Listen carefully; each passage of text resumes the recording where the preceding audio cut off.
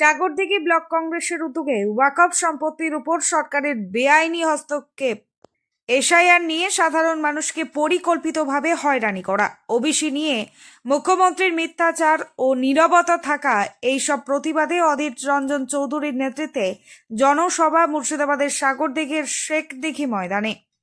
শেখদিঘি থেকে অসিত ফুলমালির রিপোর্ট, সময় বার্তা। একটা মুসলমান মরহুম এবিএ গনি খান চৌধুরী নাম পানা সেরকম সিদ্দিকুল্লাহ চৌধুরীকে করেছে কি লাইব্রেরি মন্ত্রী, বই খাতা গুনার জন্য কোন বড় দায়িত্ব দিয়েছে? কোন বড় দায়িত্ব দিয়েছে? দেখুন কত খাতির করে মুসলমানদের, ওবিসি তালিকায় তাদের নাম কেটে বাদ দিয়ে দেওয়া হলো। তাই এলাকার মানুষ অনেক দেখেছেন, অনেক ভোট দিয়েছেন। আমরা যেখানে ছিলাম সেখানে আছি, আমরা মানুষের কাছ থেকে সরে যাইনি। আমরা মানুষকে শুধুমাত্র রাজনীতি ভোটের উপাদান হিসেবে দেখি না।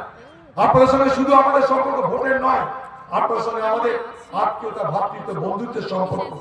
আমরা ধর্মনিরপেক্ষ রাজনীতিতে বিশ্বাস রেখে মানুষের সার্বিক উন্নয়নকে সামনে রেখে সকলের সৌহার্দ্য, ভ্রাতৃত্বকে স্বীকৃতি দিয়ে আমরা রাজনীতি করি, আমরা এগিয়ে যাওয়ার চেষ্টা করি। সেই এগিয়ে যাওয়ার চেষ্টায় আপনাদের সহযোগিতা চাই, আপনাদের দয়া চাই, আপনাদের দোয়া চাই। মাগরিবের আজান প্রায় হতে চলল বা হয়ে গেল, আপনাদের আমি সময় নেব না। আপনাদের সকলকে আমার শ্রদ্ধা, ভক্তি, নমস্কার, সালাম।